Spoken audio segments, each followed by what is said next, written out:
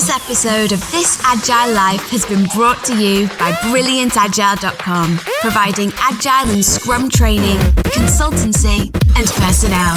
BrilliantAgile.com. Done right, it's brilliant.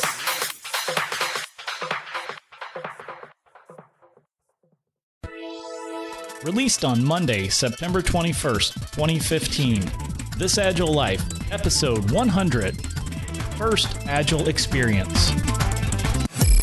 The software industry transforms more and more every day. Agile methods are quickly replacing traditional ones. The question is, are you agile enough? This podcast is devoted to agile and lean software development. Time to welcome your agile coaches on This Agile Life. Hello everyone, I'm the host of This Agile Life, John Sextro.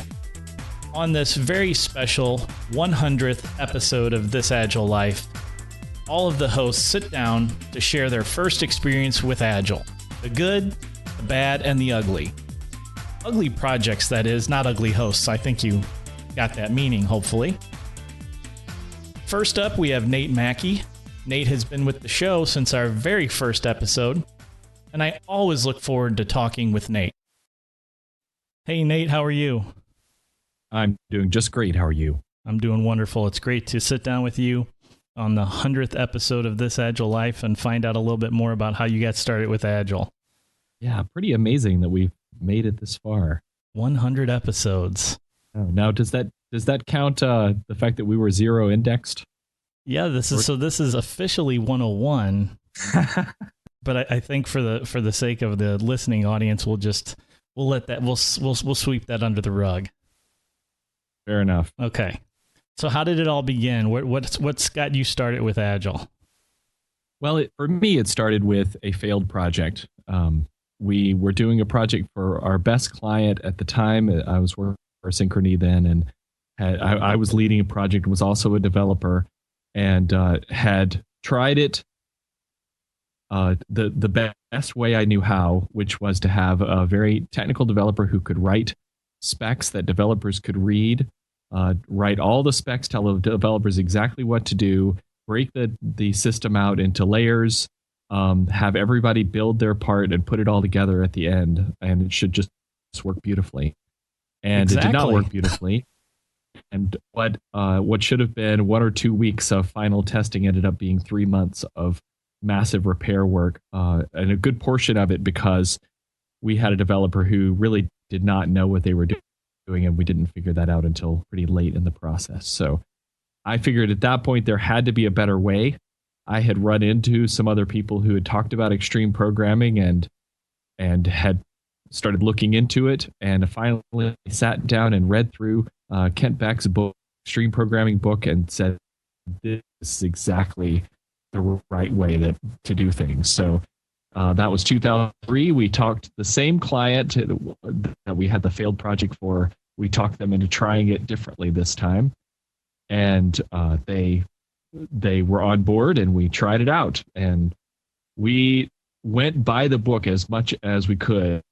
We did everything that was in there. We did it the way that it was all recommended, and struggled quite a bit until we got some coaching. So. But it's interesting. The only thing they didn't really want to do was pair programming.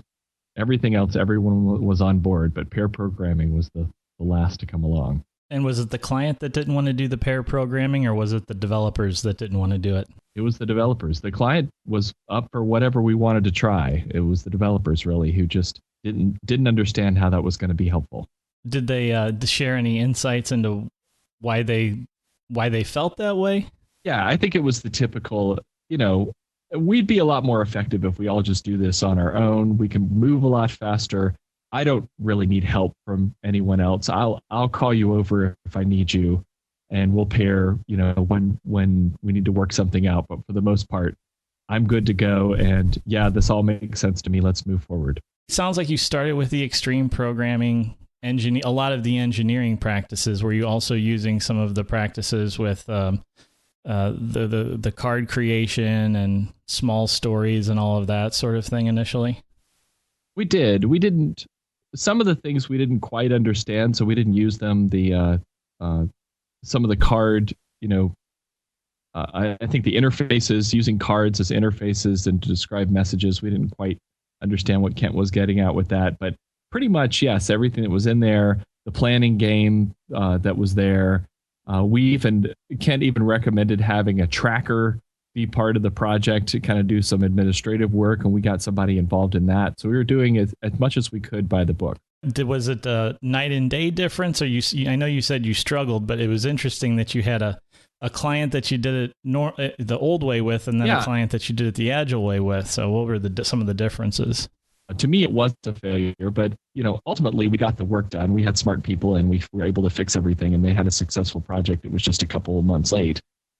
So they understood that what we did wasn't good, but they were up for us trying something new and trusted us because we had done several successful things for them. So we did see a difference because we immediately began to see that we were developing working software all along the way instead of right at the end. And the customer was very excited about being able to see something that actually they could try out and give feedback to and install on their site. So they were very excited. We were having a great time with learning about automated testing and getting that and continuous integration. I remember I was the cruise control guy and got that all figured out and thought it was incredibly fun to see all that be automated and see the red and green builds and all of that. So we were having a great time. What were your personal initial reactions to the use of extreme programming and agile practices on the project? Well, like I said, we saw the benefits, and right away we saw that this was a great way to go. I think we, however, quickly figured out that we didn't know what we were doing, and we started building a lot of stuff that wasn't ideal. So we were building tests that were way too fragile. We outsmarted ourselves with some of the tests that we did. We actually, one of the first things I built was this was in Java. And so I built a JDBC implementation that would take your query and run it against a database and create XML files that represented the results. So then you could test your query over and over against XML and not have to hit the database every time. And that seemed like a great idea until we had to maintain it. And then it became a complete nightmare. So we went overboard. We didn't quite get it, and our tests took too long and had too many assertions in them, and all the rookie mistakes. So we quickly sought out some help. We found a coach to come in and teach us how TDD was really supposed to work. Opened our eyes to maybe going further than we thought we should in some cases, but also backing away from some of the things we felt like we needed to do. And that moved us along significantly as well. But in general, everybody seemed to like it. And very quickly, this style caught on across the company. We had one small team that was doing it. And then that team kind of broke up and spread around the company and infected everyone else. So 2-3 years later, the entire company was completely on board. The transformation, if you will, it sounds like it happened very organically as opposed to it being some sort of a concerted effort. It was kind of like, hey, we discovered that there's this newer way to work, a different way to work that seems to be better, and it just sort of permeated itself into the entire company. Yeah. Now, I would say it's probably a mix. I think we, as management, were so excited about how it worked that we probably did more than we should have to force the issue. So we had a policy, for example, once we got everybody to do pairing, once we got them to try it, people really liked it.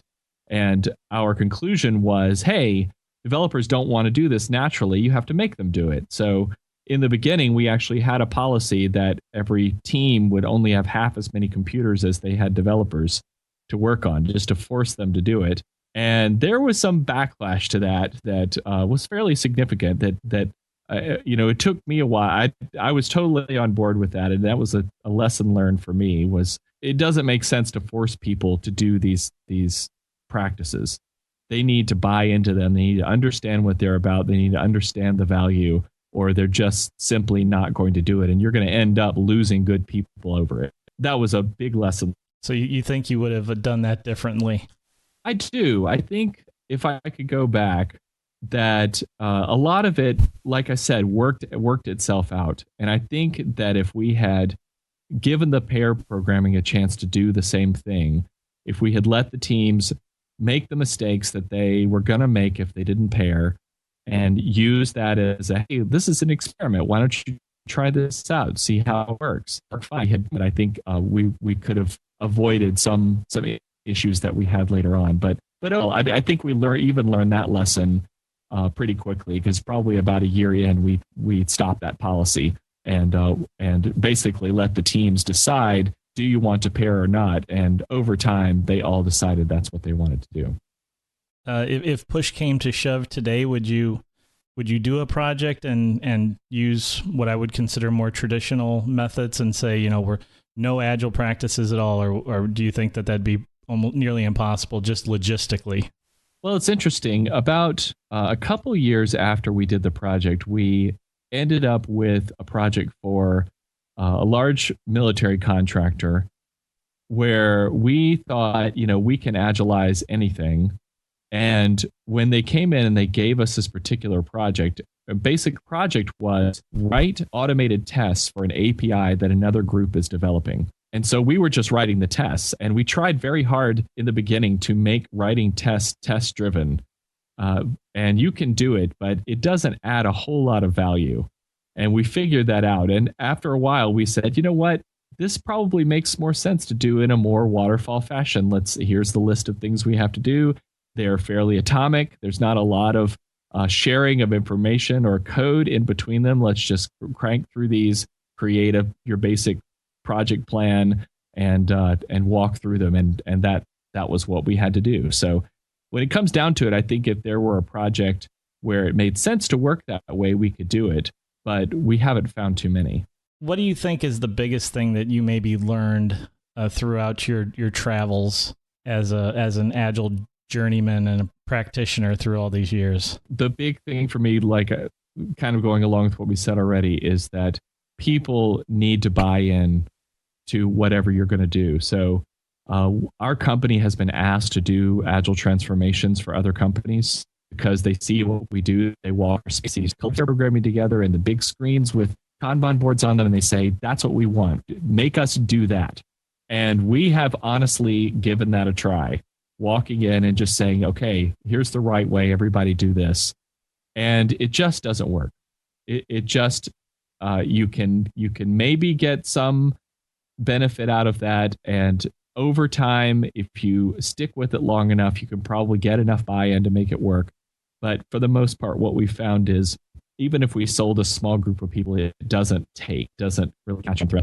I feel like small incremental changes that make sense to people is the way to truly get them to change, and not trying to jump in with a brand new way of working that doesn't make any sense to them, that they're just doing because you told them to.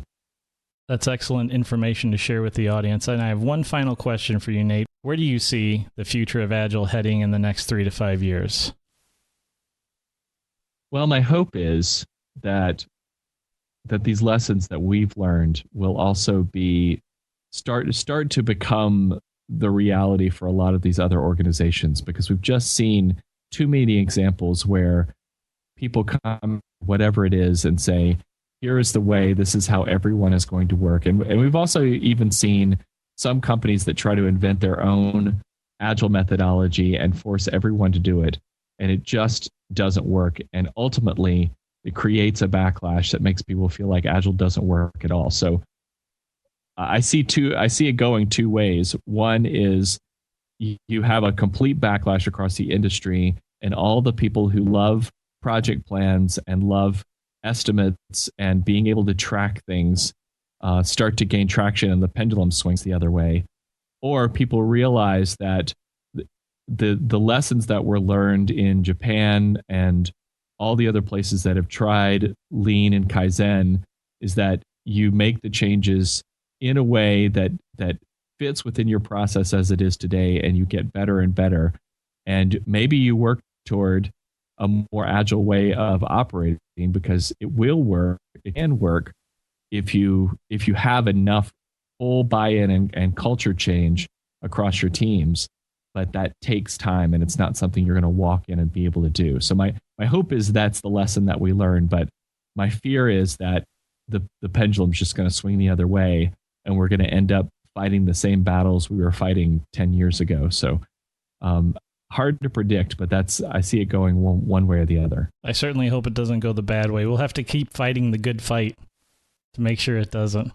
Nate, thank you for being part of This Agile Life and for sitting down with me to do this interview for episode 100. It has certainly been a pleasure having you as a part of this podcast for, these many years now and many podcast episodes. So thank you for that. Well, thank you, John. I really have enjoyed being part of it. I wish I could be on more often, but I always love it when I am, and it's been great to see it grow and the audience out there. I definitely want to thank them, all the folks that listen to us and respond and want to get involved. We love hearing from all of you, and it's great to hear those success stories. So we're just glad that we can be a little bit of a part of the successes that are going on out there. This agilelife.com. Next up is Lee McCauley. Lee started on This Agile Life as our sound guy, but we finally managed to coax him up to the mic. I've had the pleasure of working shoulder to shoulder with Lee and hope to get the chance again someday. Hey, Lee, how are you doing? I am doing great, John. I am so happy to actually get a chance to talk to you tonight. That's right. Just you and me. I know. We never get to talk to each other. I know. I think the last time might have been at a bar, but then that was like a year ago. Ages ago, it feels like. Yeah. So we're sitting down with each host from This Agile Life and talking about their experiences on their first Agile project. And Lee, what was your first Agile project? When was it? Eons ago also? It was eons ago. So it had to be, I couldn't pinpoint the exact time, but it had to be somewhere around 1995 or 96. The reason why I say this is because I was in graduate school and I happened to be the senior researcher in this research team, which meant I was kind of the de facto lead, but nobody ever said that. I just happened to be the one that was getting paid the most to be there. I see. And all the other researchers, by researchers I mean students, were younger than me.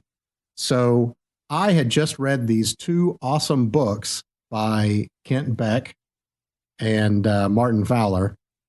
One was the planning book. These were the extreme programming books, right? Yes. So my first Agile project was actually me suggesting we try these things in our research group. So this was really interesting because you have all these people doing similar things, but not the same code base. It was me trying to decipher what this extreme programming thing was from their books and having no outside help whatsoever. Just the books. Just the books. And back in 95, 96, there wasn't really subreddits you could go on or the even a very popularized internet that you could use, right? Exactly. There might have been something I could have found on Gopher at the time, but to be honest, I didn't check. Right. But to suffice it to say that I was going off of sparse information, which is more of an excuse. I'm trying to make an excuse for myself because it failed miserably. Okay. I wouldn't say miserably. There were some benefits that occurred, but I didn't know anything about what I was doing. So what were some of the basics that you were using from the books as you were reading them and trying to flex that into how you were working on the research projects? So at the time, I remember trying to do the planning game. And that was probably the primary thing. And then trying to break everything down into small chunks. But of course, small chunks, I had no idea what small really meant. There's no way I would have thought a couple hours like what I think now, right? Yeah. Small chunks back then was a week or two. Sure. You know? And even then that was flexible. And there was no such thing as a Kanban board. There was no pair programming. Okay.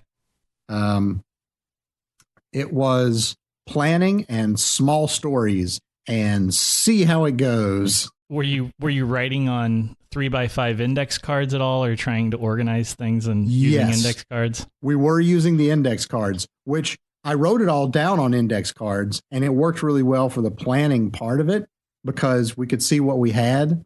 But after that, it's like, okay, now what do I do with the cards? I had no clue.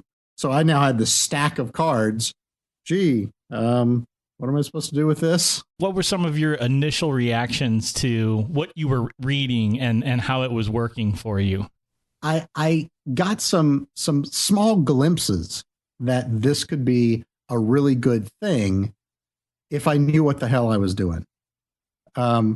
So the planning part, for example, I could tell that we were breaking down our tasks and the rather large amount of things that we needed to get done into manageable chunks. We were discovering issues we hadn't thought of previously. We had these weekly research meetings, which were mainly more philosophical discussions about what we were researching and a little bit about what we were finding. But of course, this is computer science research, which meant you're writing code and running programs. And it's not like I can say, oh, these 100 trials just indicated this value. Not at that point, you know? Right. So the research meetings had nothing to do with actual code being written. They were just philosophical artificial intelligence sort of discussions. But then we also had this stuff for the Navy we were trying to do to revamp how they gave out jobs to sailors that were rotating from one position to another. The Navy really did want to give the sailors the jobs that they wanted. They wanted to keep them, right? But that also meant figuring out, if I'm going to switch from this job at this time and I need training X in order to go to my next job, then how do I get them there before the boat leaves, right? Yeah. When do they have to leave to get to the training? Which training are they going to go to? And all that also depends on where they want to end up being stationed. What jobs do they want, for a long-term sort of thing? It's almost like the old traveling salesman program to some extent.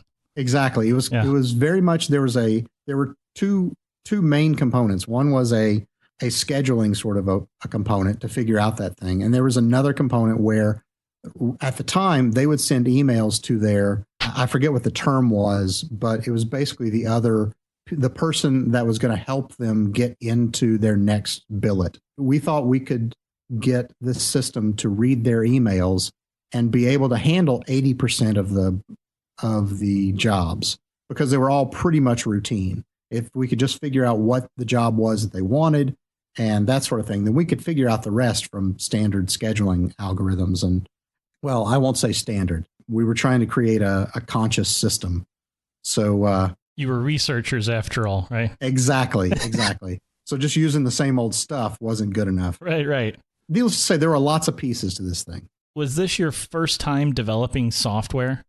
Yes and no. Okay. I mean, I had done small things. Uh-huh. My first job actually was writing DB4 code for a small consulting firm in Memphis, Tennessee, which is an interesting story in itself, I suppose.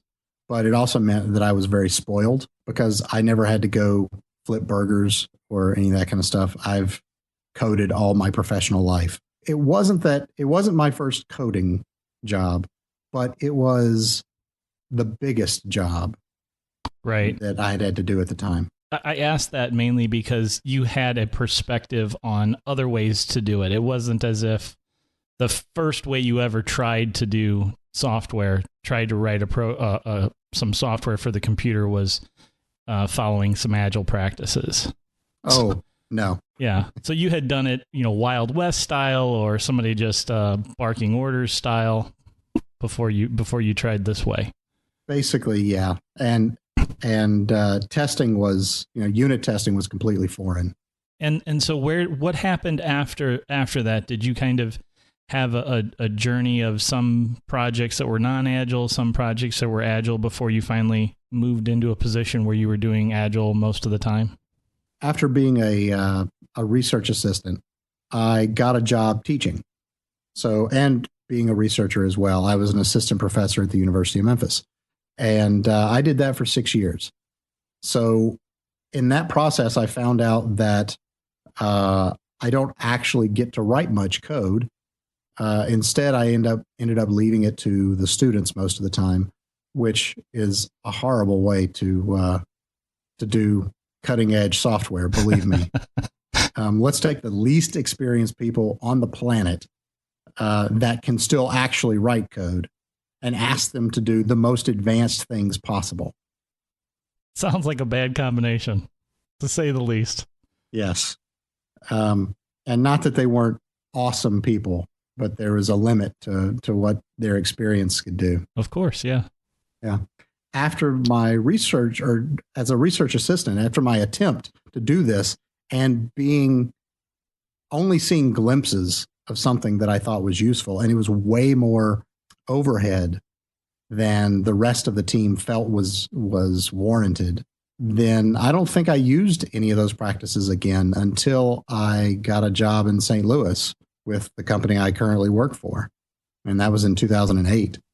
So there was a big gap there. When you got that job and when you heard what they were going to be doing and how they were doing it, did you think back to that 95, 96 research project days and think, oh boy, I've done this before and had some mixed results? Well, I wouldn't say that. My attitude at the time was, oh great, somebody's going to show me what the hell I was screwing up.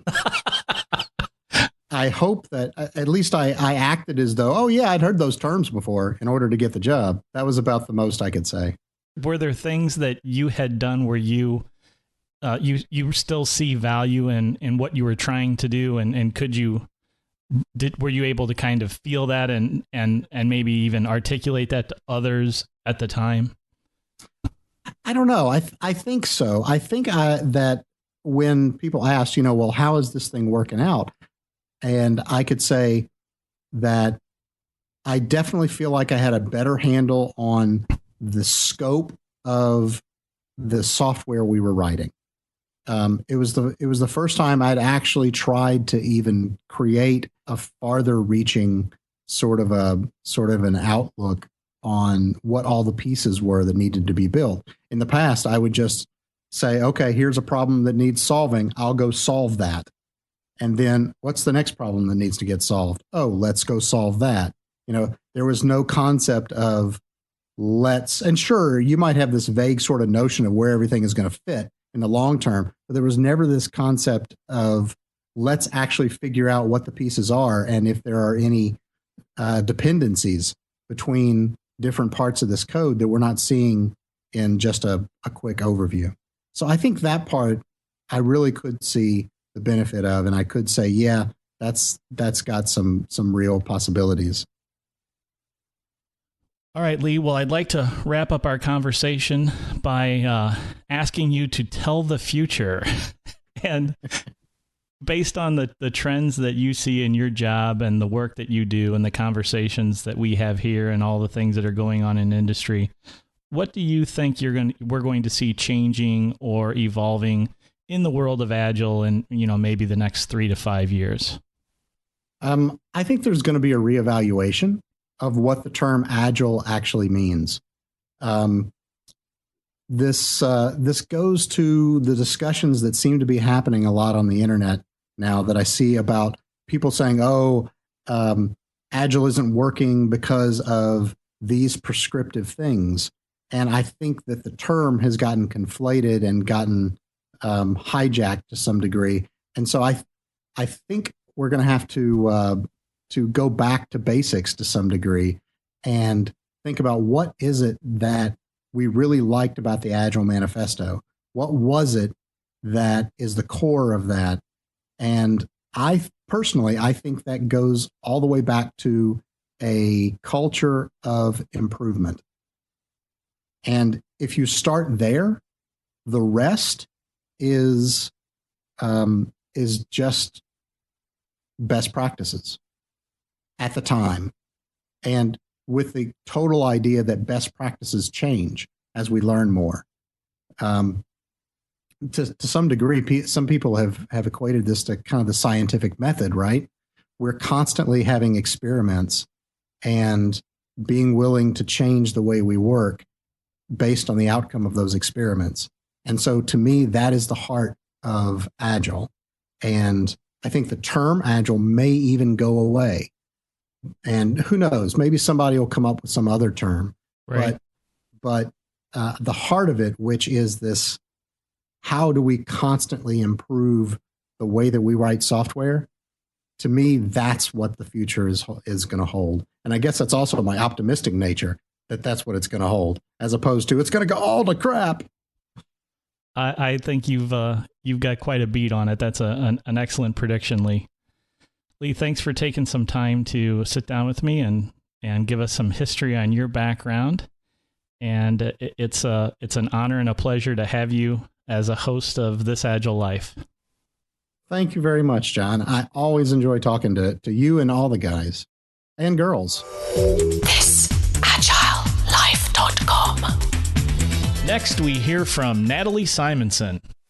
Natalie is our newest host, and we can always count on Natalie to bring a fresh perspective into our conversations.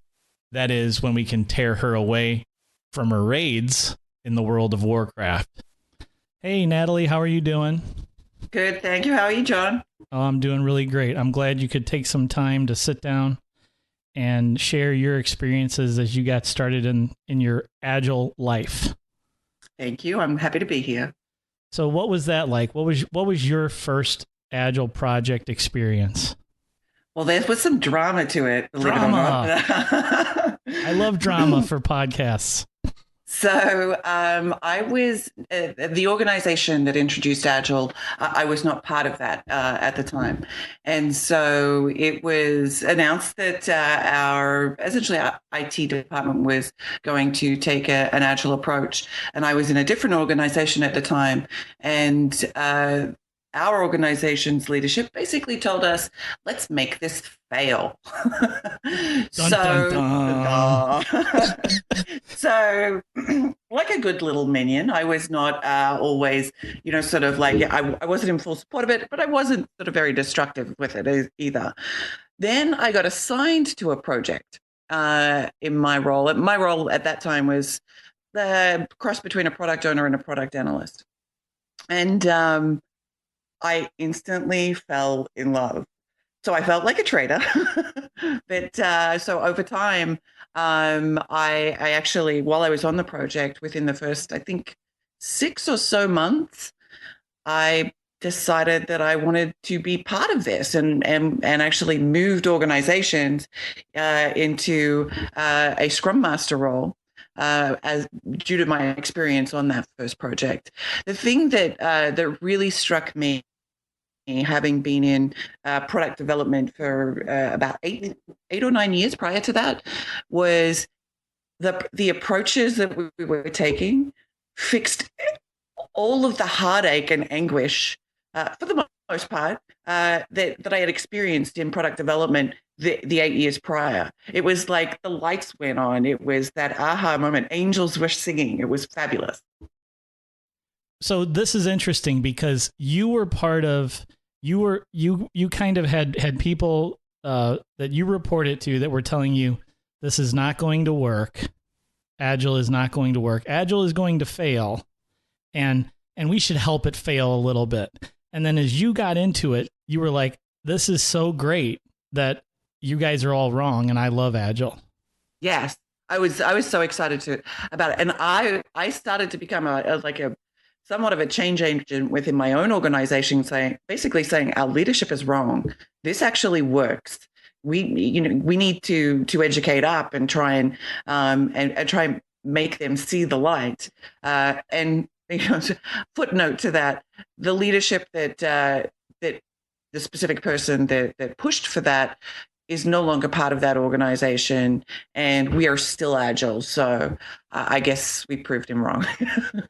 Win for Agile. Yes. What did you know prior to being kind of baptism by fire into this Agile project? What did you know about Agile? Had you heard about it? Did you get any, had you read about it previously or done any research on it or anything? No, I had not actually. And when the buzz started coming out that this was going to be our approach, I started reading. Sure, that makes sense. Previously, when I first started product development, we didn't have any project management whatsoever, and we just basically figured it out, got together like, this is what we want to do. And then, years later, new leadership, the anti-Agile leadership, brought in a PMO. So they had a lot of vested interest in sustaining that PMO, which sort of was the underlying drive between wanting to make Agile fail, because it was a loss of power. So back to my Agile knowledge, I started reading up on it, but then the people that were part of the Agile transformation were incredibly helpful and open. And I had several friends in that organization that I'd worked with for many years in product, developing products that were aware of it. In particular, one person, Steve Womack. And so he was probably one of my greatest mentors in helping me understand those approaches and everything. And Steve, so you know that he talks with excitement and passion, and that becomes infectious. He was probably one of the best people you could have been tied to in terms of getting started, at least certainly from the infectious passion part of that all. Yes. And it was actually funny. Prior to the Agile transformation, I've worked on projects with Steve before, and I think in hindsight, I see that there were some things that Steve did where he, without any fanfare, introduced some Agile concepts and practices without saying, "Hey, this is Agile. We should try this." He just said, "Hey, we should get together every morning and talk about what we're planning to do that day," because we were at a crunch time with the project. And so later on, I said to him, once I knew better, that we were doing that. We were actually adopting those practices because it made sense, because we were as a team, we were trying to work through these problems, and we wanted to, and one of the major problems we had on that particular project was keeping people accountable. And so that daily conversation really helped with that. And I think Steve had a lot of a large hand in us sort of trending or turning to some of those practices. So what were your initial reactions when you realized that what you were doing, that you were now on an Agile project? What did were you scared, concerned, felt out of control? What were your initial reactions? Initially, I was skeptical, and sort of it was like I had a very much of a prove it attitude, but then as time went on, it certainly changed to looking at my Scrum Master at the time. I'm like, I could do that. I'd like to do that. But initially, it was skeptical, and I wanted to see evidence that it was working. That that you could actually that there was some meat to it. A lot of commentary around the Agile transformation was it's very touchy-feely hippie shit. That was a big sort of negative comment or theme that people outside of the transformation had. And additionally, we had our roles across the organization that had traditionally been involved in the development of our products were not the standard defined roles that Scrum prescribes. And we took the Scrum approach with our Agile transformation. So that was a fearful time, because a lot of people felt, well, I'm not a developer, I'm not a Scrum Master, and I'm not a PO. Does that mean I don't have a job here anymore? And so I think that fed into a lot of people's behaviors, and mine included, that well, I don't have a job here. I'm not part of this. I'm outside from this. And looking back over the last four or so years now, there are a lot of things that I would do different if I was leading a transformation, or certainly at the very beginning. So I came in while we were still going through the transformation, but the introduction of it is such a sensitive and tricky undertaking, and so often it comes off with, I don't know how you guys did anything before this. You're a bunch of idiots. Like this PM approach is just absolutely ridiculous. Project management's for the devil, and villainizing this a whole other approach. When give props, it worked. It wasn't the best, and this is another way of approaching it. Because I think that just people just got they made the decision to not want it. To not want to even give it a try so there was no opportunity for them to see the benefits of Agile practices.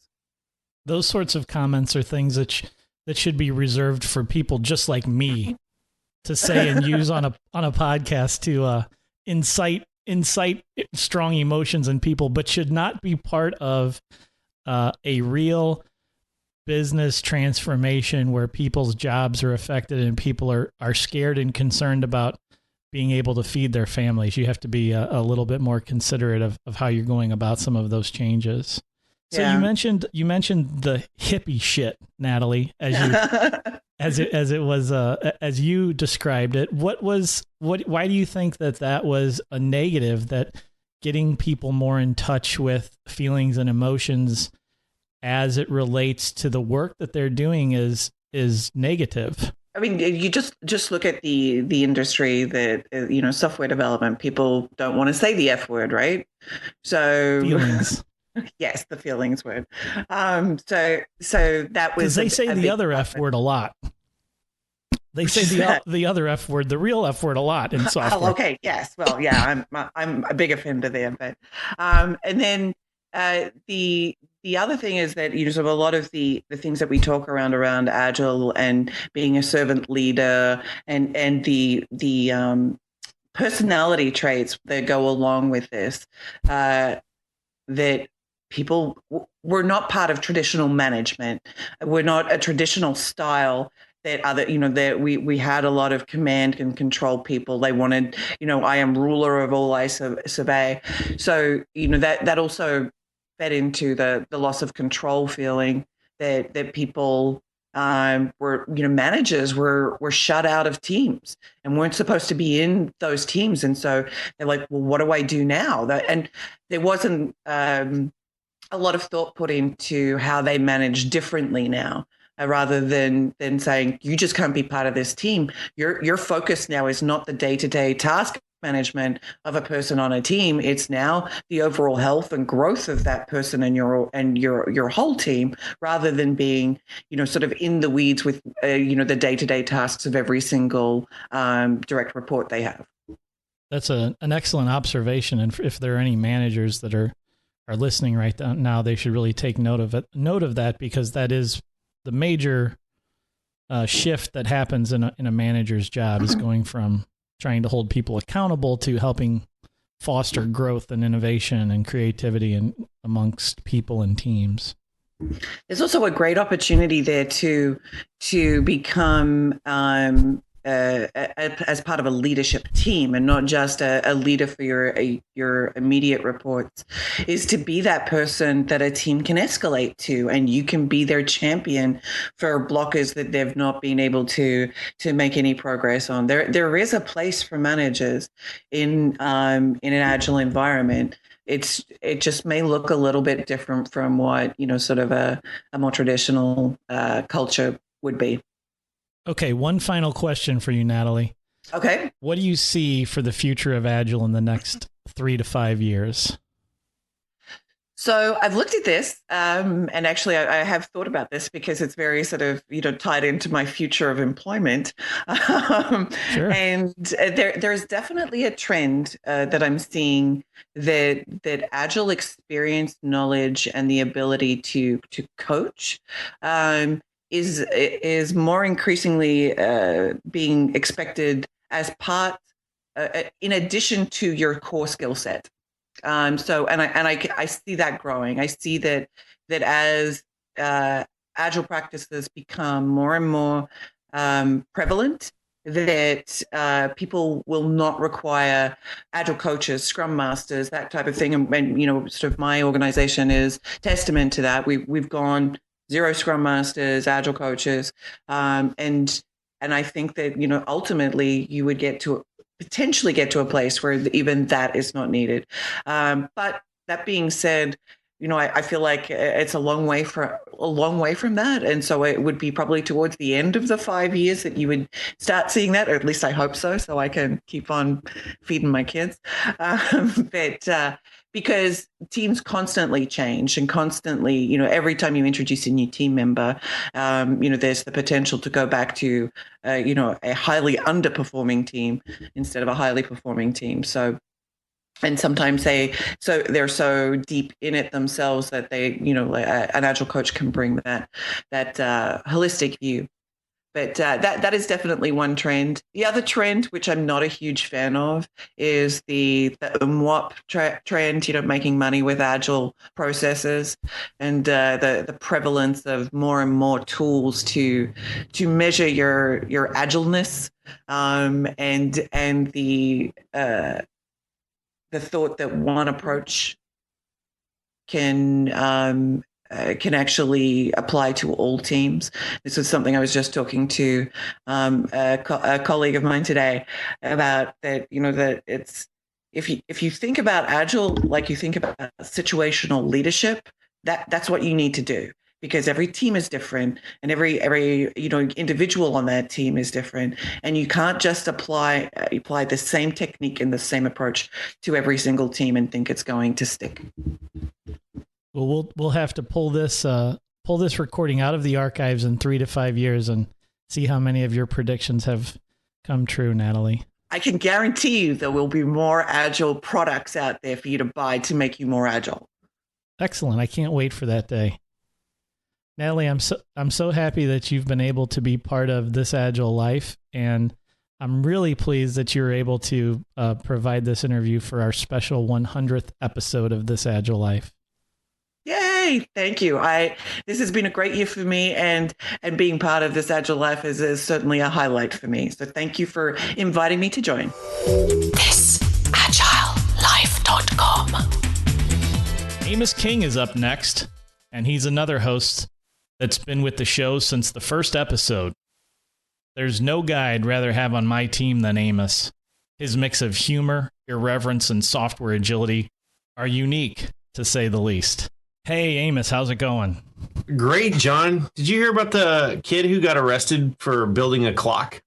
I did. That's terrible. That is pretty messed up. I think that we should have an open carry microcontrollers movement. Oh, I agree. Oh, man. Poor guy. Yes.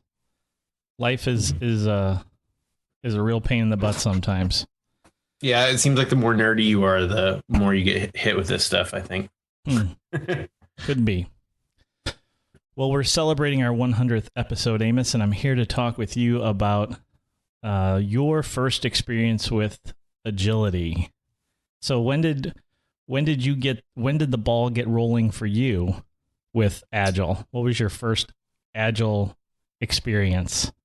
They didn't call it Agile. It's just the way that of course it had to work for that company. It was 2002, and I was working. I was in college. I was actually working in a donut shop, and this guy came in, and I guess he was in there regularly, and was talking to the owner. And he normally hired college graduates or not graduates, students, and he came in and said, I was talking to the owner, who said that you're a computer programmer, and I only worked at the donut shop one day a week. It was just like some beer money in college. And he's like, you want to work part-time? I'll give you $10 an hour, which sounded absolutely fantastic to me, and to write some software. And it was a small company called USA Express, and they did transportation of people back and forth to the airport from various cities, and also to like dialysis treatments and things like that. It was a neat little place. There were very few employees. I worked with absolutely every user of the software that I worked with, so that was really nice. I was actually one of the users of the software. The software that I worked on, worked on two pieces there. One was for dispatching drivers and cars and everything, and the other was just their website. The website was kind of left up to me. They had some specials that they wanted me to put up there most of the time, but other than that, I could just do whatever I wanted, and they would say, yeah, that looks good, or no, it doesn't, after it was already deployed. But that wasn't really the Agile one. I would say that the other project was the Agile project, and the main dispatcher worked right behind me. And when she was sick, I would normally be the dispatcher. And there was one other lady that also worked there. She did accounting, but sometimes would help out with dispatching whenever I didn't know what the heck I was doing. So all three of the users, one of them including me, were right in the same room, and it was really fantastic to work that way. I it was in Visual Basic, which I didn't really know when I started working there, but there was like a partially built app they had started to use, and just every day I would be sitting there and I would deploy and put it onto a USB stick and plug it into her computer and overwrite her exe file, and then plug it back into mine and continue to work on the next feature. Continuous delivery. Yeah, it was the first continuous delivery. I had lots of customer collaboration. I mean, I was just sitting there, and sometimes if I didn't know what to work on, I would just turn around and I would watch her work for like an hour. And I would also take notes on when she did certain things. Like if somebody called one of the drivers, she used the software in a very different way than she did for when she was planning for the next day at the end of the day. So I was able to come up with some good ways to change that for her. And the great thing was I could also roll back really quickly, because it was seriously continuous delivery on a USB stick 3 feet from where it was being developed. Wow, that's amazing. So it wasn't actually intentionally Agile. It just so happened that it was. It wasn't as if anyone was helping or instructing you or coaching you as to how to manage this, right? No, I was kind of my own team, and nobody there was really a software person. Nobody there had been trained to be a software developer or a manager of software developers. Nobody had gone through any Scrum classes or anything like that. It was just real world work. I mean, this is what I need right now. This is my pain point. Can you fix it for me? And that's how the real world works. So I think that really the Agile that we have today is just born out of real life. And I think that I've had other small jobs like that, and they're always that way. I think that that's why it works so well.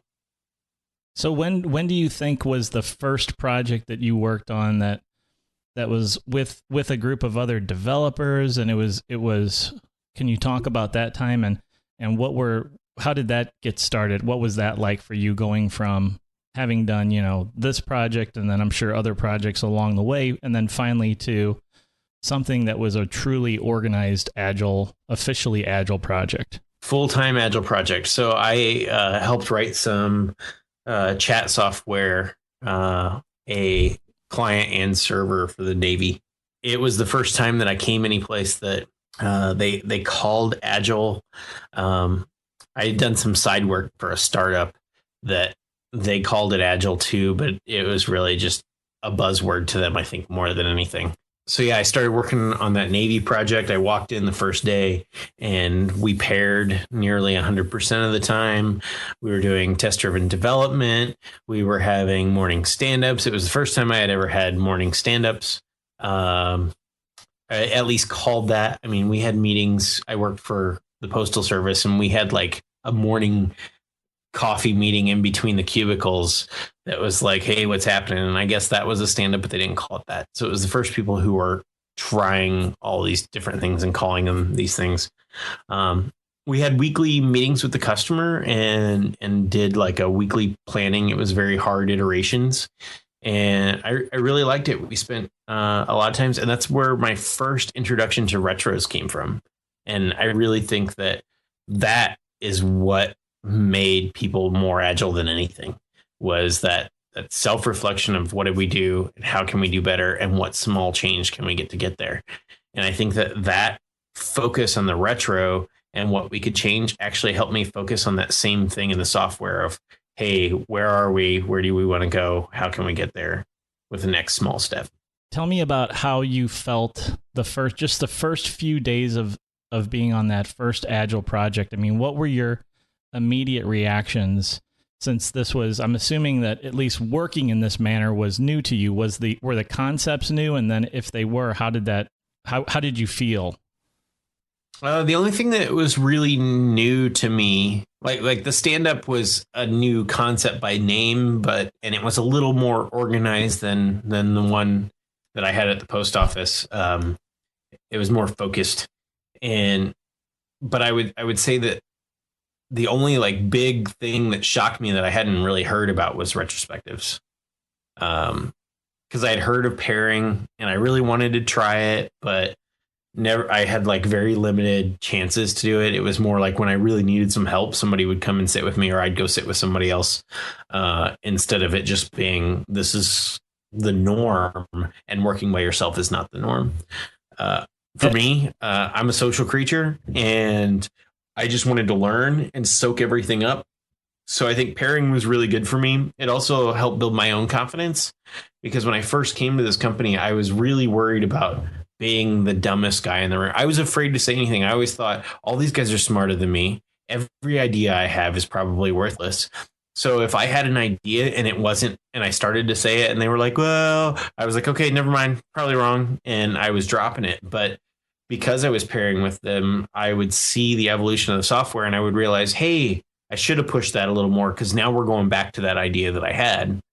And not all of my ideas were that way, but some of them did come back, and I started to realize, like, hey, I need to talk more. I do have value in this pairing relationship. I'm not just here to learn from them, but I'm also there to teach and to just work together so that we both come to a better understanding. You felt like you feel in retrospect like your thoughts and opinions, you could have done a better job of expressing those in your early days of pairing.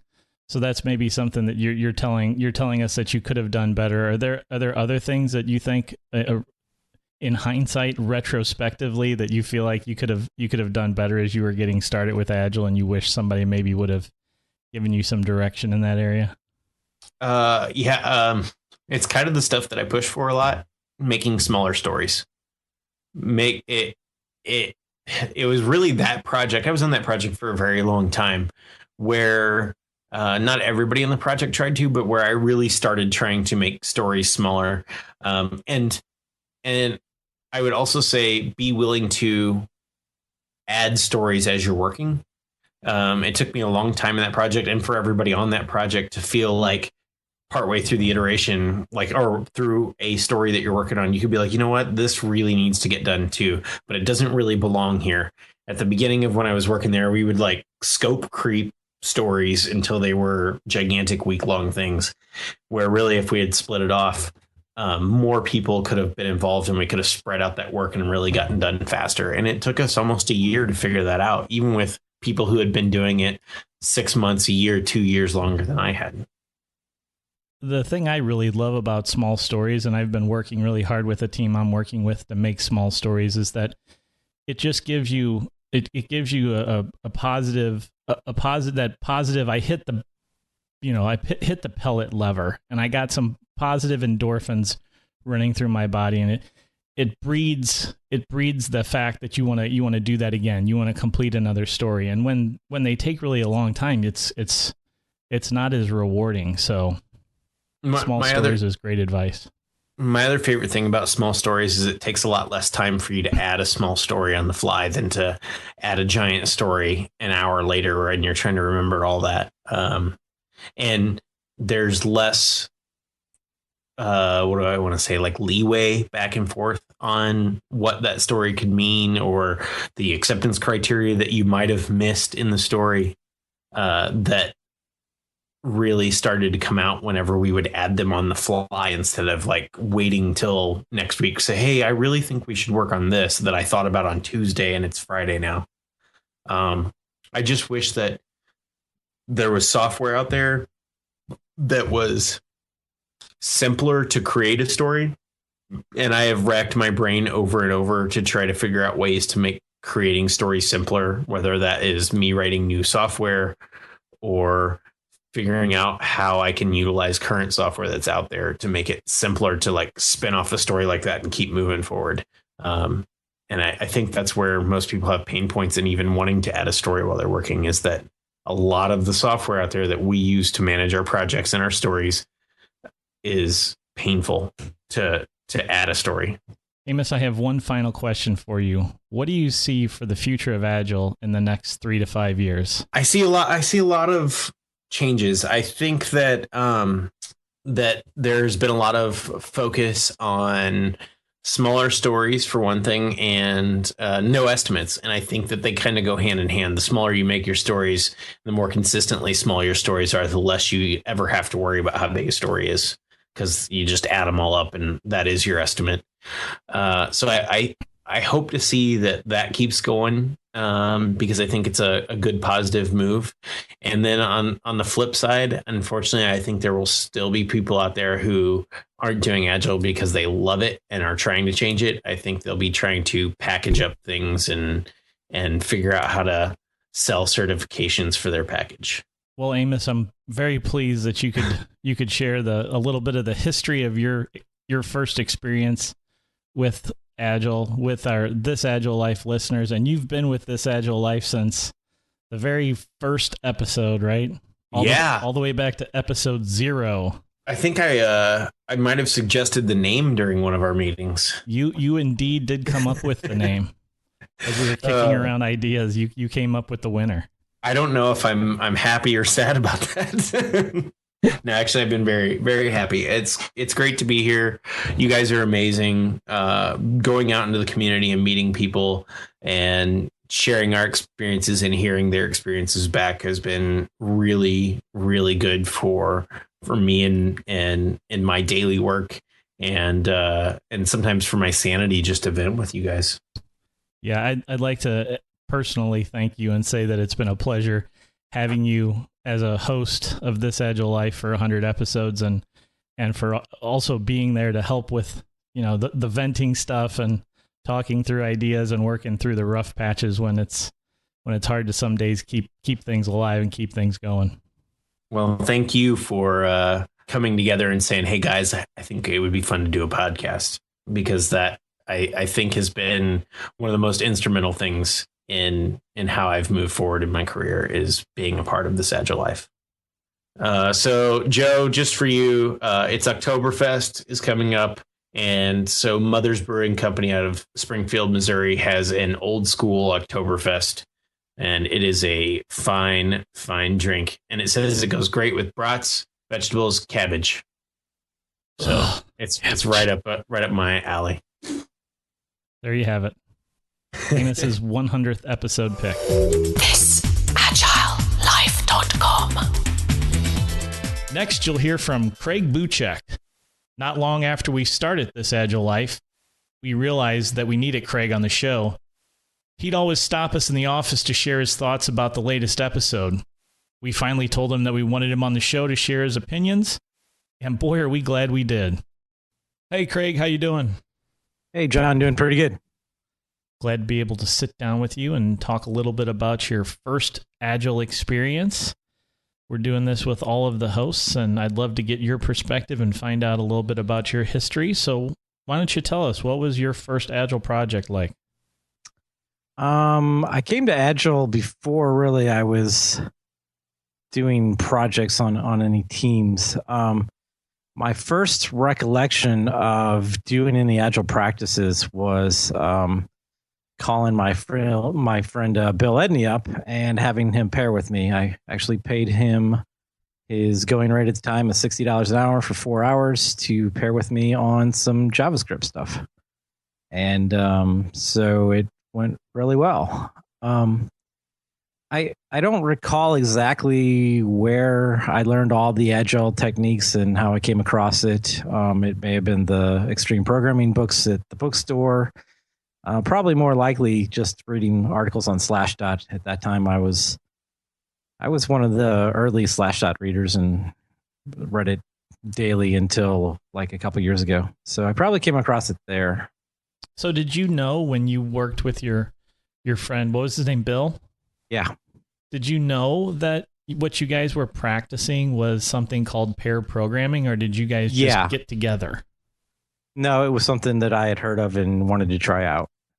So it worked pretty well my first time. So I think having that, a good feeling after trying it out the first time was a positive experience that helped me want to do more Agile. So that was back in 2006, and then how did your agility evolve from there? So the other interesting part of my Agile journey was learning Ruby, and that was about 2005, 2006 also. And so when we had Dave Thomas on the podcast, one of my questions to him is, why is Agile and the Ruby community so tightly nested? And his answer was, because it's a lot of the same people involved. So the Ruby and the Rails community is particularly Agile. The book I read was called Agile Web Development with Rails, with Ruby on Rails, was my first introduction to Rails and to Ruby.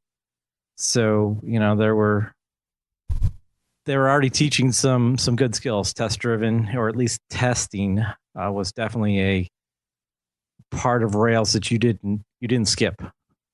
So it was sort of assumed that you were going to do the right thing there. And that's another, assuming people are going to do the right thing is a pretty cool way to get people to accept things. Yeah, it's great to have an environment like that where it's easy to do the right thing and it's kind of hard to do the wrong thing. Yeah. So my first hardcore Agile, I'll call it, was when I started at Asynchrony in 2010. And so that was the first time. I remember talking to Amos. I don't know if it's probably before I applied for the job, and I was worried about pairing, 8 hours a day every day. I'm like, man, I think it's going to wear me out. And at first it really does wear you out. You're devoting so much energy to focusing, and but it's a good kind of tired. You fall asleep good and wake up eager the next day. When you were a little bit nervous about the pairing, it wasn't the person to person interaction for you. It was more of the high amount of focus that you were going to be devoting to your job. I'm sure it's probably some of each. I am an introvert, so there is that. So one of the definitions of introvert I've seen is that you recharge by being alone. Right. So it can take energy away from you to be with other people. Do you think you dealt with that? How did you overcome that? Are you entirely comfortable now pairing? Yeah, I prefer to pair, although sometimes I will get lazy and not pair if given the opportunity. But usually I'm not going to get as much done when I do fall into that trap of laziness. So definitely I am pro pairing, 6, 7, 8 hours a day if I can. Okay, so your first hardcore Agile project, as you called it, was that successful? How'd that go? It was a big project. So I think I did pretty well at it. And I was only on that team for a few months, and then ended up on the team that on Amos's team, and that was our basically our exemplar high functioning Agile team. So didn't spend a whole lot of time. Actually, there was another couple months in between, but I guess I was pretty lucky to not spend too much time on, low functioning teams. And so I wasn't too long before I was on a fairly high functioning team. But I guess when we got there, it was sort of medium functioning, and we kind of grew it into high functioning.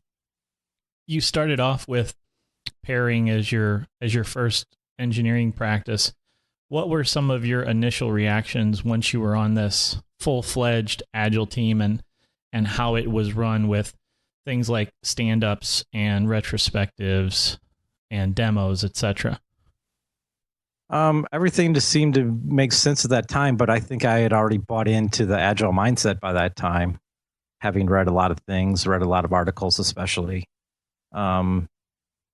wanting to work for an Agile company and learn more. At the interview, I remember talking about, not concentrated on the tech as much in my learning as the processes, wanting to learn more about the processes and how to do them better. So following along that line of thinking about the processes, can you remember back to maybe some of your retrospectives that year or during that time, and what were some of the issues that you had maybe and the team had overall as you guys were coming together as an Agile team? Most of the challenges are just friction between personalities, really. I don't remember any specifics, but I do remember that personality issues usually are the raw points when you're getting started. And that's sort of true in any relationship. It kind of reinforces, though, the fact that it's not the technology that has all of the hard, difficult problems, right? It's the people and the people-to-people interactions that seem to have the hard, difficult problems to solve.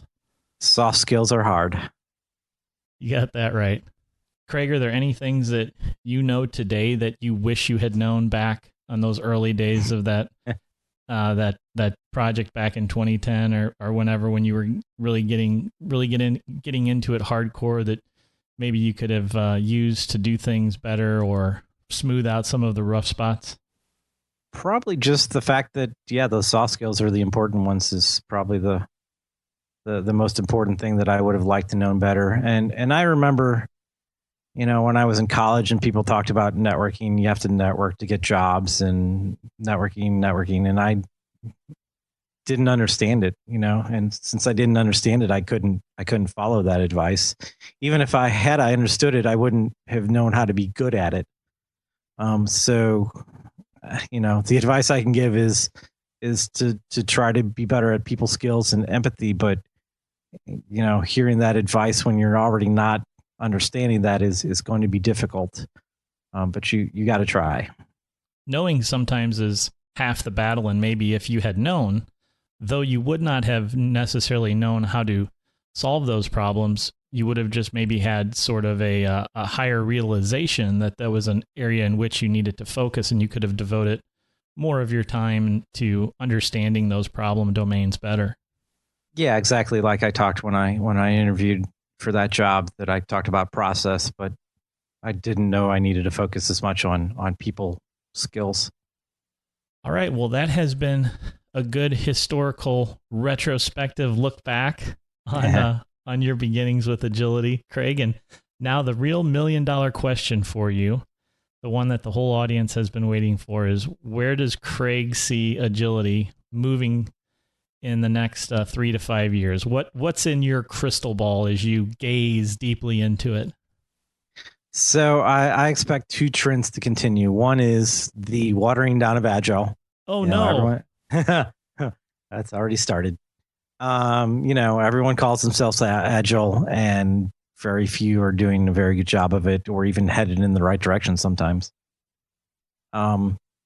So I think that will continue. How that'll play out, I'm not exactly sure, but I'm certain that good teams will continue to get value out of Agile practices. Whether they'll find a new name for that or not, I'm not sure. But on the positive side, I think there will be a couple focuses. One is perhaps happiness, and the other is motivation. And we've talked about both of those topics on previous episodes. And I think the high functioning teams, or the successful teams that are or maybe even the successful methodologies will adopt some of those ideas as they move forward. And so it's interesting that Agile tends to, in some ways, become a synonym for good ideas. Or I guess Agile teams adopt good ideas. And that's because true Agile teams are always working to improve, and they will see other ideas and incorporate them into their own teams. And I expect that will continue. It's nice to have your thoughts and opinions on where we're headed in the industry. I always respect the things that you have to say, Craig, and I think of all the hosts, you are the most diligent with having good picks in your pocket, ready to go. You always have some sort of an actionable pick that I want to dig my fingers into. That's funny you say in my pocket, because I actually use the tool called Pocket to tag them. See what I did there? Uh-huh.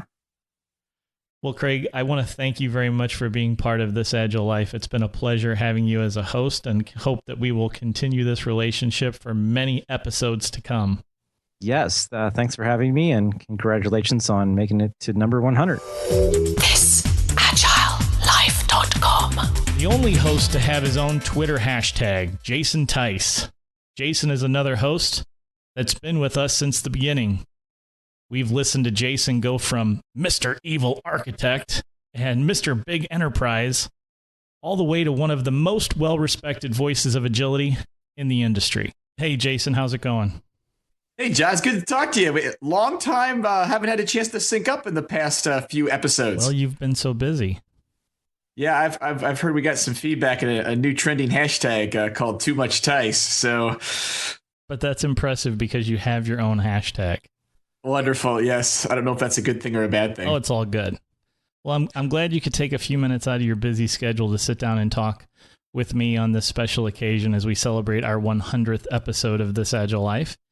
And the fun thing we're doing is talking about our first project, our first experience with Agile. So why don't you tell us a little bit about your first project?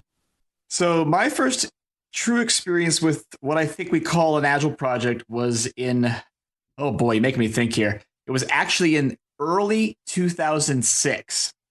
And it's a story that I like to tell because it was a project that was, I want to say, a little ahead of its time. So we going back to 2006, and I don't know if you want to get into some of the details, John, but so early 2006, I was new to a company, and it's actually, oddly enough, it's a company that at one point all of us on This Agile Life, the original crew, worked for. But what was interesting about this project, like a couple things happened that to me were things that we just did because they made common sense. At the time, I didn't really know them as Agile, but to me they made sense. There were things that made sense and things that didn't make sense. So 2006, I was actually just finishing business school and took a new job and was put on this project where I sat down on a planning poker meeting. And I observed as the team was reading these things called stories, which I thought, okay, whatever, it's like a little requirement. And then they guessed with the fake numbers, the Fibonacci's, the 1, 2, 3, 5, 7s. And that was how they determined how hard it was. And having nearly completed business school and actually, did the PMI then also, I was like, this is a joke. But wait, it gets better. I mean, so literally I sat there and I literally said, I have made a career mistake. This organization that, oddly enough, people who know I work for, I still work for them. I was like, this is not how you do business. This is a complete joke. And I almost quit. But I decided to give it a try because what they were also doing, not only did the team do these story points thing, which I just thought was weird, we actually got paid for the completion of the number of story points each iteration. Wow. So the team would come together. They would look at the story. Oh, yeah, that looks like a 21 or that looks like a 5. And then we would do our work.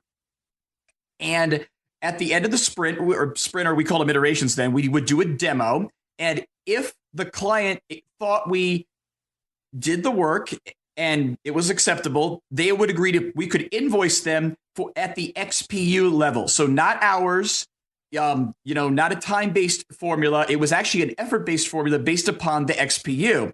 And of course, the other thing was that if the client didn't think we had actually completed the story in accordance with what they said, we didn't get paid, and we had to do it again for free.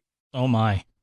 Yeah. And so what happened there at the time, I was on this team and I joined as a developer, but a bunch of fun stuff happened here back in early 2006 because as a team, we were working, and a lot of things we talk about now, we talk about run rates. So this team was not being paid with a time and materials rate. It was strictly a straight rate for the team based upon completing work.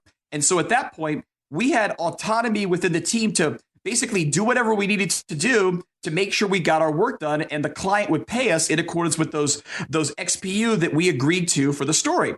And so the comment I've told some people is, well, our stories weren't very good.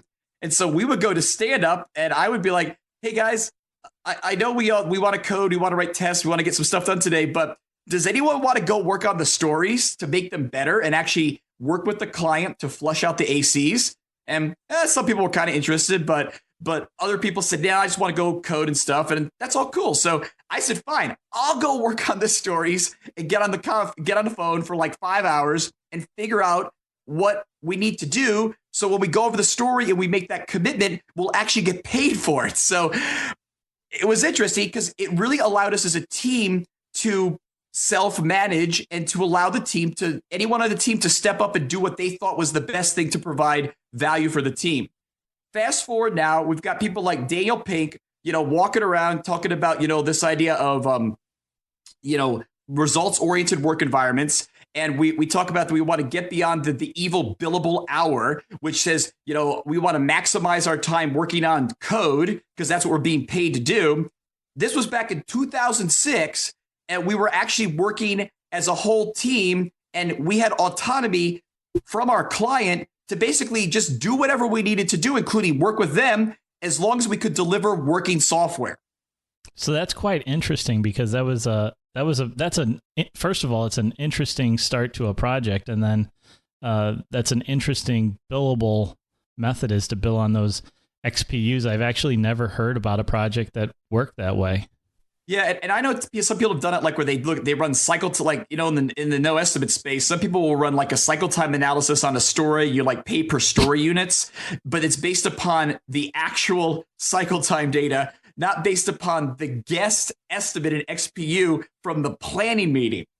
So we would actually do the planning meeting. We would play planning poker. We would guess the number of story points. Then we didn't always have the clients in those meetings. So then we would present that back to the client, and there would almost be a negotiation. Most of the time, the client took what we said, but I say the other thing I thought was cool. One of the key values of Agile is talking about trust.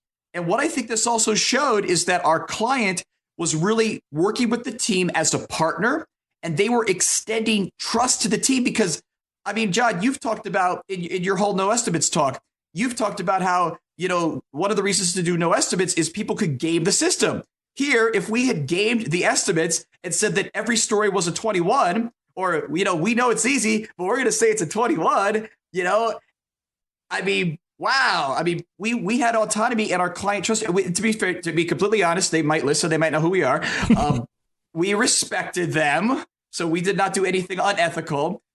And what's interesting is if anyone wants to do it these days, we've actually learned a lot for how you could do that with less risk, because you could actually do your little XPU estimates, pay per value, and then, go ahead and correlate with cycle time.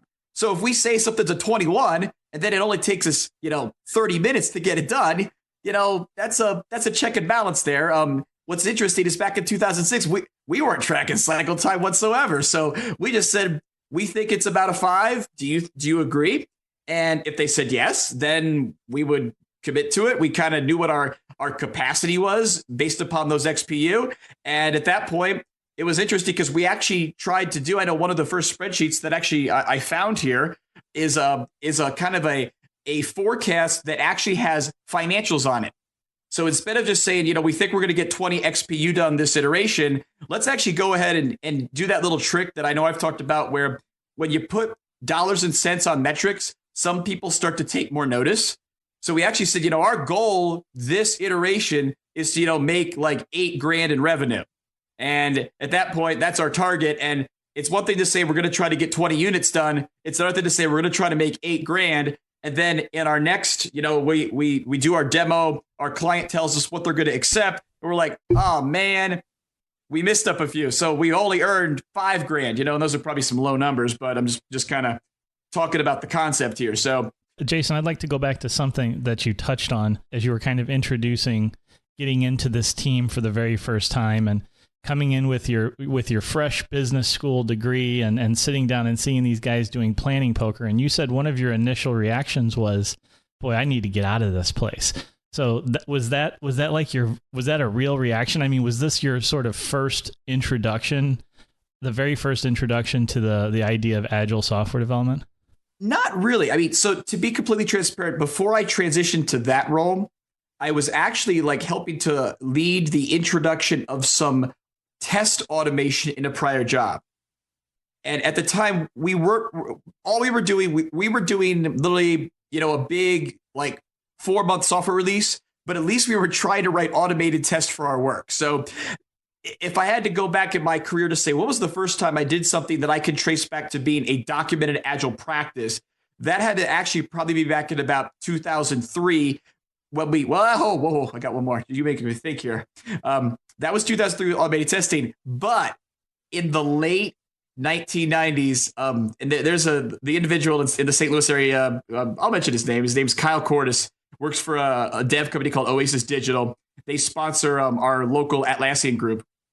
So this guy, literally, my third day on the job as an IT person, I had worked as an intern at a company where I learned how to use ClearCase as our source control system.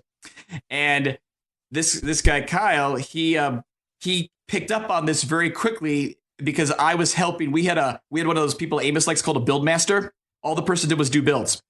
And Kyle observed, he was kind of like just seeing what I was doing. And he said, oh, you know how to use ClearCase? Because Kyle didn't. He was a consultant we had hired to come in and help the company. It was a call center company.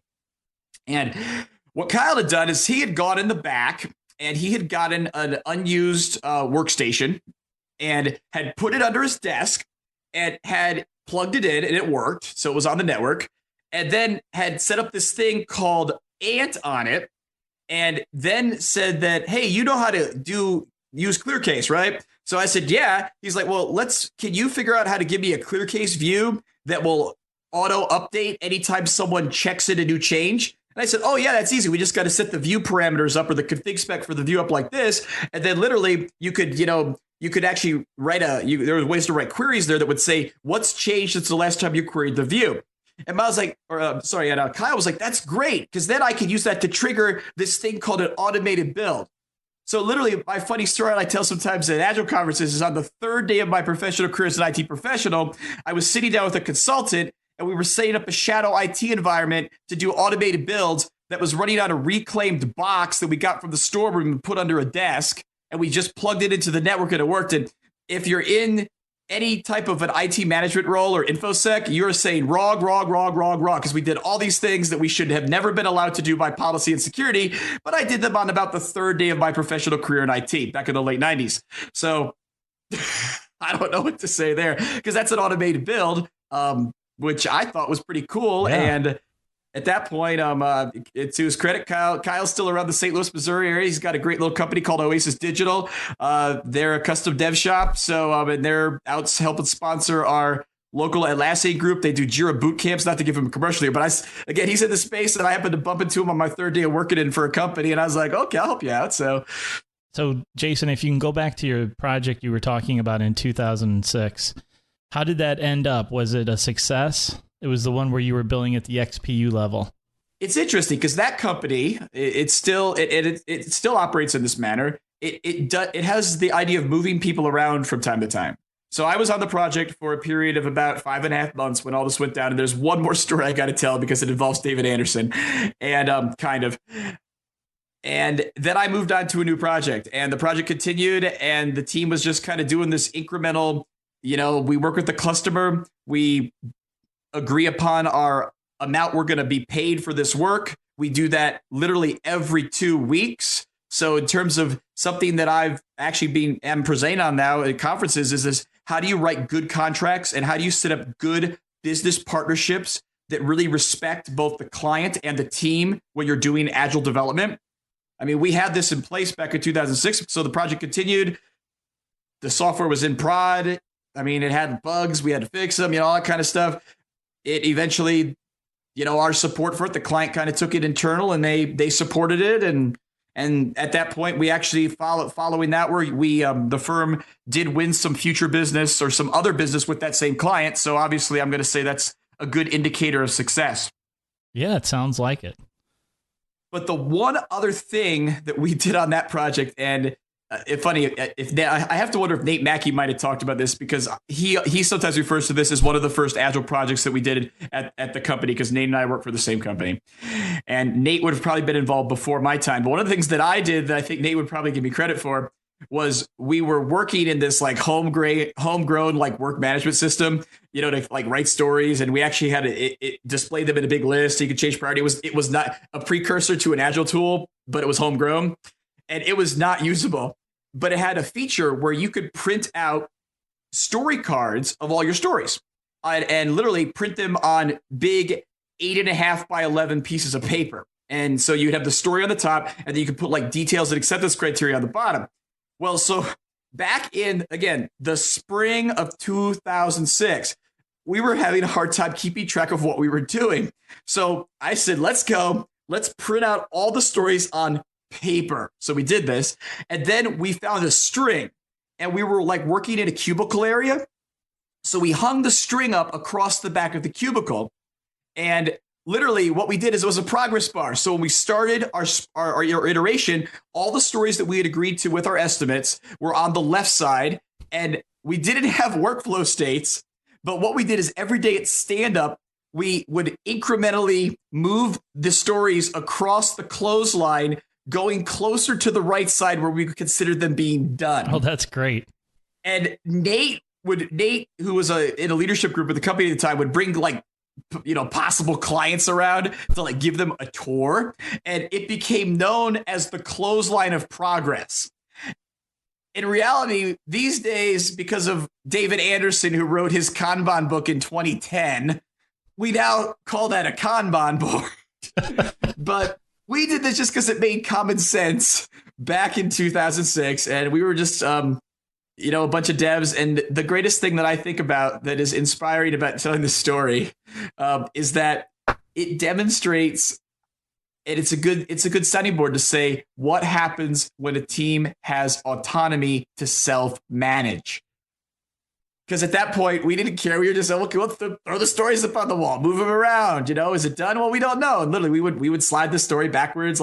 We had a tester that would do some testing, and he'd be like, I found a bug, and he would move the story back based upon how bad he thought the bug was. I mean, and none of this was defined. It was, if anything, I'd be interested to build an Agile tool like that these days that lets you kind of just infinitely move your cards somewhere on a continuum between start and finish and see what happens, and then do some analytics and mine it for trends. If you're from version 1 or Rally, you should build that into your tool and see if people use it. But yeah, so that was my last highlight of that, was this idea of doing something to make work transparent and having the clothesline of progress that became a stop on every tour through our office. That's a great story, Jason. Now I have one final question for you, and it's the one everybody's been waiting for. What does Jason think the future of Agile is going to look like in the next 3 to 5 years? Oh my goodness. It depends where you are. Where do I hope we are? I hope that we have found a good medium to really, I want to say, do two things. And it's something we've talked about a lot here. We need to respect people. And again, like I'm saying here, this story of having a system where the team had autonomy, and then also as a part of that system, having a good partnership between the team and the customers or clients they were supporting. So where that was a partnership. So there was something that intrinsically motivated both parties to work together. I would love to see, because right now I think in a lot of environments that is really strained, especially as there's been a really increase in the size of the Agile community. I'd like to see that we have more success stories that are more like I'm describing, that are more that are more spread throughout the community, and they tend to be more of the norm versus the exception. And the other way I think we're going to get there is we're going to hopefully learn how to measure better and start to base our work on more scientific measurements. So, which is something where I think, people from the PMI community can maybe, again, there were things I learned in business school that have proven to be some of the most valuable things that I do when I really like coach, no estimates, coach Monte Carlos, and coach forecasting that I learned in business school. And you have to modify how you apply them, but the concepts are sound. And I hope that we see a little more discipline and science injected into how we're running agile delivery projects. All right. Well, we'll put this one in the archive and pull it out in 3 to 5 years and see how God! I should have known you were going to say that. Wonderful. Hopefully, we'll still be together then as a podcast. Oh boy, sounds like this. Are we breaking the band up? No, not at all. Not at all. Jason, thank you so much for spending some time telling us all about your first experience. And thank you so much for being a part of This Agile Life for these 100 episodes. It has certainly been a pleasure having you as a member of our cast and crew. Well, and likewise, John, thank you so much for everything you've done to make this reality. And as a reminder, we still need to finish the podcast assurance project because I think John is still the only person that can actually post a podcast. We will do that. All right, Jason, thank you. Thank you. ThisAgileLife.com. Finally, we wrap things up with Jason interviewing me. Take it away, Jason. So, John, it's great to talk to you tonight, and I heard we're doing some interviews for the 100th episode of This Agile Life about Agile projects. So, can you tell us about your first Agile project? Sure, Jason, I'd love to do that. I remember very distinctly when my first Agile project was starting because it happened only a few months after the infamous September 11th situation in 2001. I was doing a lot of work with a company involving marketing programs, and we actually had an offsite vendor that was trying to develop developing part of the system that we used for these marketing programs, and we had the occasion to go up there and fly up there, and you know how travel was at that time. Well, yeah, I got stuck doing a system rollout in Lake Mary, Florida for 3 weeks. Yeah. Gotcha. So slightly, I guess really early in 2002 was when we decided to insource that project back to ourselves, and we staffed up and we rewrote the entire system, and had a good group of developers around me. And I had done a lot of reading on extreme programming from the Kent Beck books and that series of books that came out of the project that those guys did at Chrysler, that C3 project or C2 or whatever that was. Okay. And so that's where I got kind of some of the ideas.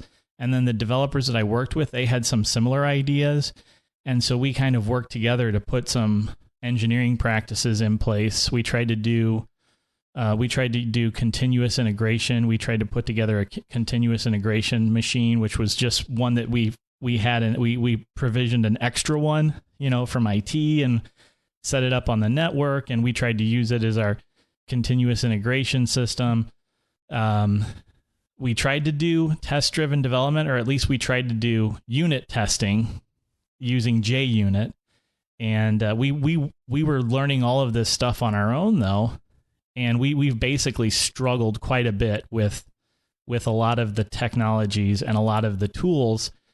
The one thing that we were able to do successfully was plan our work using conversation cards, or story cards as they came to be known.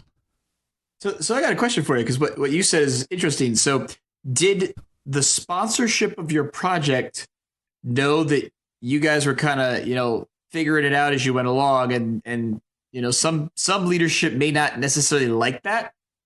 Yeah, they did not. So we kept it on the down low. Okay. I felt so. It was interesting because when I was growing up, if you will, as a developer, I always looked for ways that there has to be a pattern for this, right? There has to be a model. There has to be a better way to go about the process of building software. And I looked for things that some of these, back in those days, the big six consulting firms had put together. They had these huge binders of books that were, here's how you run projects. And it was like, oh my gosh, I mean, this was too daunting. I did a study group on CMMI a few years before this all happened, but the organization cared very little about the nuts and bolts of how the team did what they were doing. They just wanted to see the results. So we were kind of given a certain amount of autonomy, which we talk about here all the time, right? Given a certain amount of autonomy to just go and make it happen. And only when things would be falling apart or way behind would you get questioned on, why is this happening? How are things working over there? That's good, because I was going to say, so it sounds like you actually had kind of what I'm going to call the good state, where that you had autonomy to experiment and learn, as long as you kind of did something to help leadership manage their risks and manage their concerns. So did you have like a specific coach, or was this truly self-directed learning that was really managed by the team and the people on it? I wished so badly that we had a coach. We were on our own. And it wasn't like today where you could go out to Stack Overflow and post a question or tweet something out and get a response, right? I mean, we were doing it. We were learning the old school way with books. So we would books, and then if you were really nice, you would go put it on Stack Overflow because it was just came online, or if it was. I mean, we were really leveraging the books heavily to kind of be like, well, what does the book say? And we'd always talk about the book says this or the book says that, and we should try this and we should try that. But we really could have benefited from coaching. And, the one other kind of thing, maybe it's not a practice, but it's a role, and I want to ask you specifically is, did you have a project manager, or like an analyst that was working with you, really with more of the business viewpoint? Or was this a true just engineering, bunch of people writing code and everyone was technical? It was cool because we had a very cooperative and collaborative environment with our business. And we actually had some people that were on the business side that were the managers of the marketing programs that we were working on. And they served as pseudo business analysts almost, where they would work with us around how stuff was supposed to work, how the marketing programs were supposed to work. I was a combination of the architect, the project manager, the technical lead, and the team lead for the whole group. So, I did everything, and probably none of those things very well. Yeah, but to your credit, I mean, another thing we talk about a lot is, generalizing specialist, or that, a role is not a person. So to your credit, early on, you were exemplifying that, and look where it's taken you. It's demonstrated that there is a huge value in that. So was the project successful? And if so, how did you know? Yeah, it was successful. And the reason, one of the main reasons why it was successful was because these marketing programs were seasonal, quote unquote seasonal, right? So we had a short period of time, maybe 3 weeks to 5 weeks, where we would get one of these new marketing programs in, and we had to go through the process of creating the supporting infrastructure for the marketing program, and then we would release it. So the way we started with was we built this bare framework that it was a web application, and we built this bare framework that had the very first marketing program in it, and we released that because we had that to do.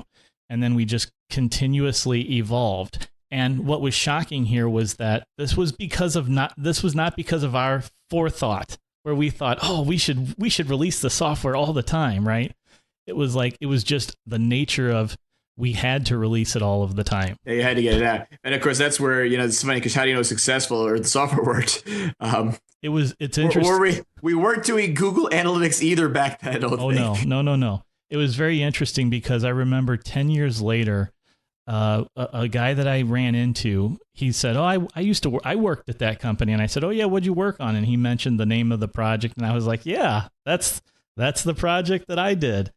And I said, how was it? And we talked about it for a while, and it was still going, and it was still going strong. So it sounds like this organization was doing, really, again, to your credit and the autonomy they gave your group, some elements of Agile practices. So obviously you have moved on. Do you know the outcome of the story? Yeah, and I was at the company for a while after this project, and I moved around and was inside of the company for a long period of time.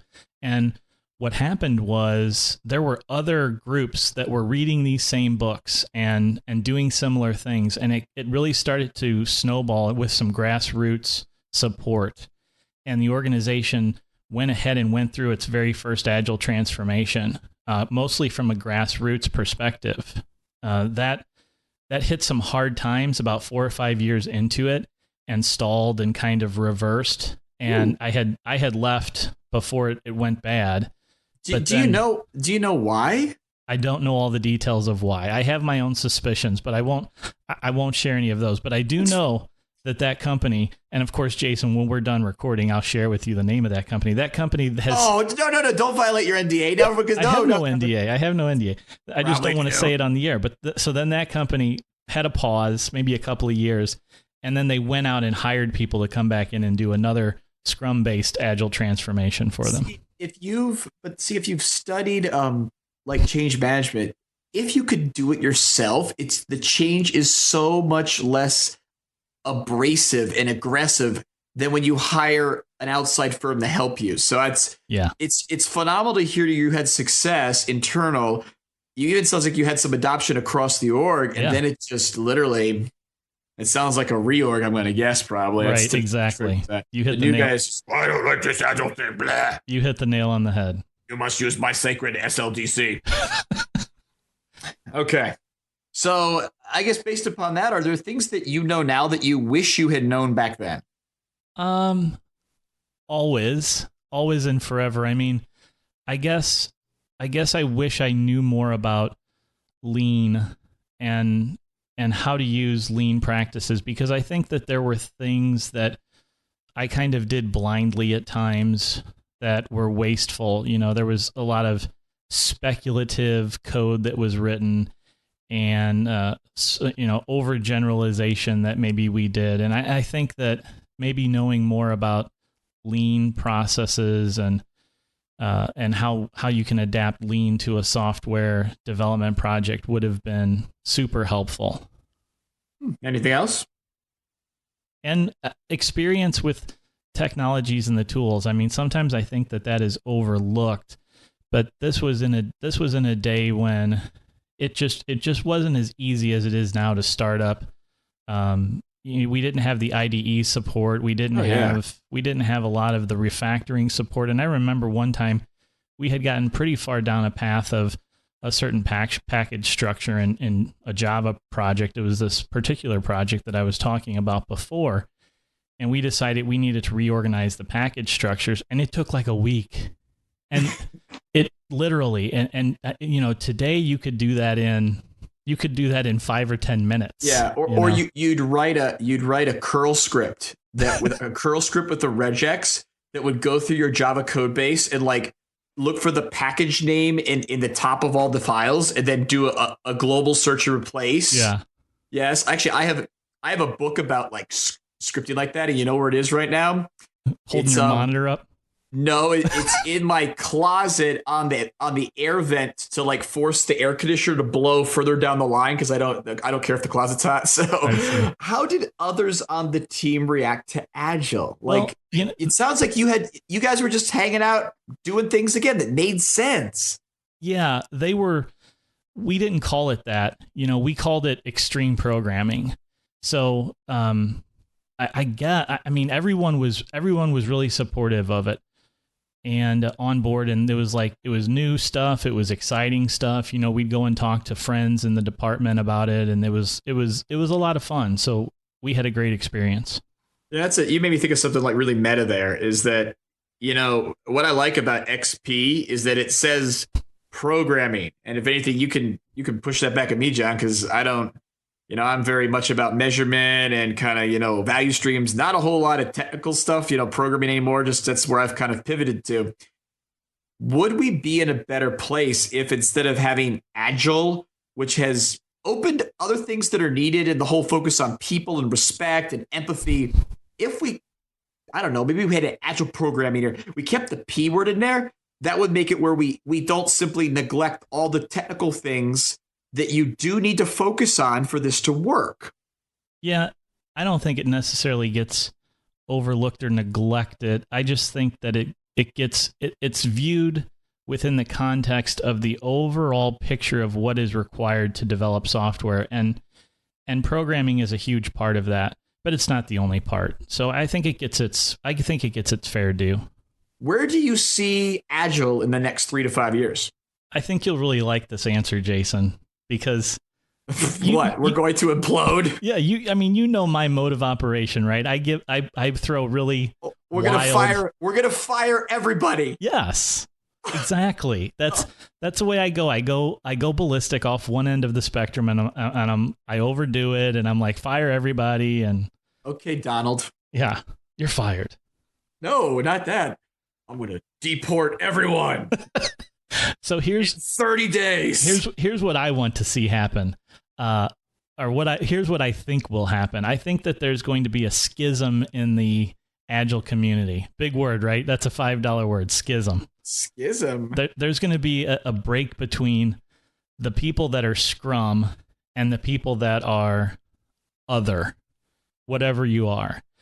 And I think that Scrum is going to start becoming to the other as Project Management Institute, PMI, PMP, is to Agile today. It will start becoming that